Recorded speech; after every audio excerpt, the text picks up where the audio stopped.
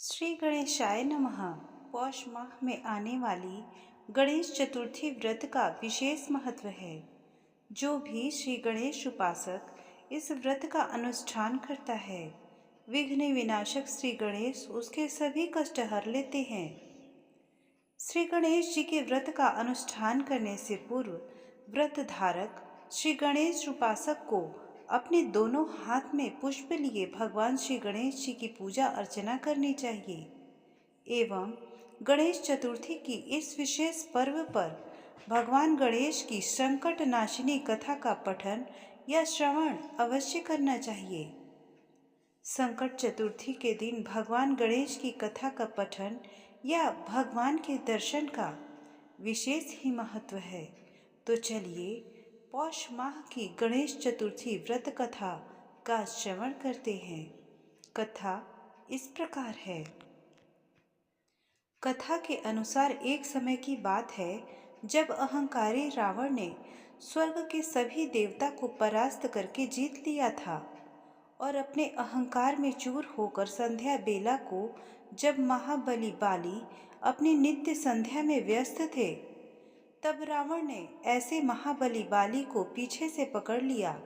तब वानर राज महाबली बाली ने रावण को अपनी बगल में दबाकर उसे अपनी नगरी किष्किंधा पुरी को ले गए।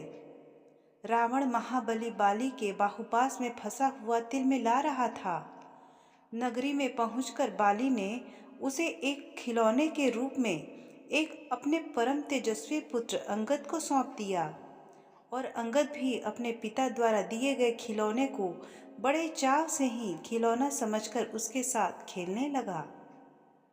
अंगद रावण को खिलौना समझकर उसे एक मजबूत रस्सी से बांधकर उसे पूरे नगर में इधर उधर घुमाने लगे, जिससे रावण को अतिशय कष्ट का सामना करना पड़ा और उन्हें बहुत दुख और दर्द की पीड़ा होने लगी। दर्द से व्याकुल हो उठे रावण ने एक दिन अपने पितामह ऋषि पुलत्स्य जी का आह्वान किया।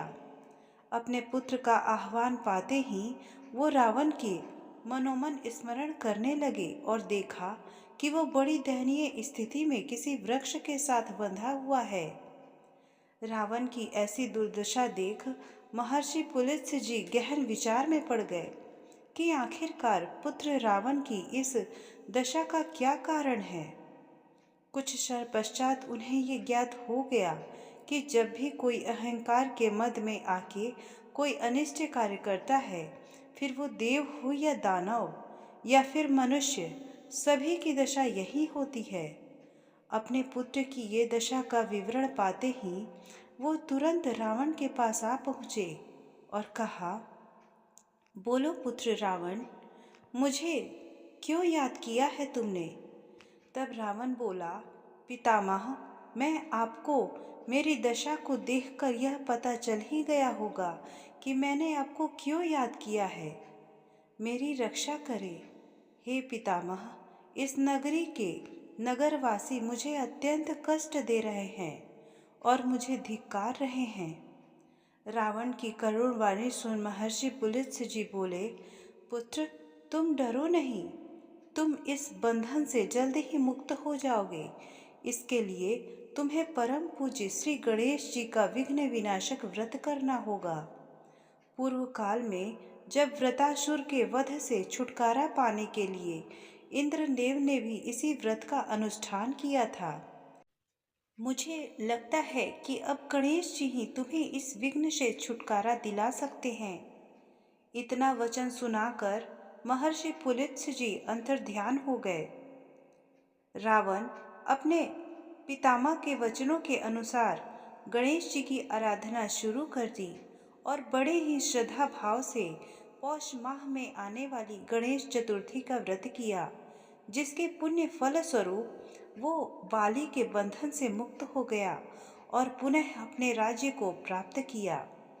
मान्यतानुसार जो कोई भी श्री गणेश उपासक पौष माह के कृष्ण पक्ष को आने वाली चतुर्थी का पूरे भक्ति भाव से अनुष्ठान करता है, वो अपने जीवन में विकट से विकट परिस्थितियों को भी सहजता पूर्वक पार कर लेता है।